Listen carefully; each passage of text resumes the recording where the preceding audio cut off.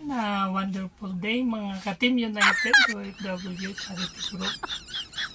Ayan, di po ngayon ni Kuya Jer, kaya si Kabungal muna ang magbabati sa ating founder na si Ma'am Diway. Oh my God!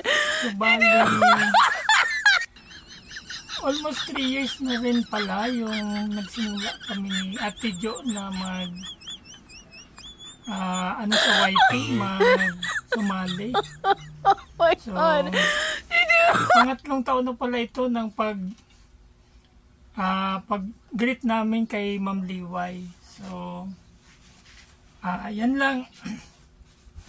Masaya ako na nakilala ko si Ma'am Liway kasi unang-una, nung bago-bago pa lang ako dito sa mundo ng YT, talagang wala akong alam.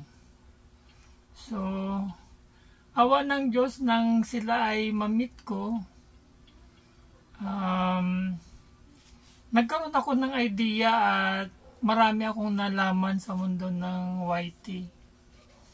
So, thank you Ma'am Liway, at hanggang sa ma-monetize ang channel ni Ate Jo ay hindi mo ako o kaming mag-asawa iniwan. So, at nagagalak naman ako dahil isa ako sa napili ninyong taga-distribute ng mga grocery o ano pa mang ayuda para sa ating mga charity beneficiary. So, ayan, wala ngayon dito si Ate Jo, so long distance kami. Every week yan, andun siya sa aking biyanan na mabait.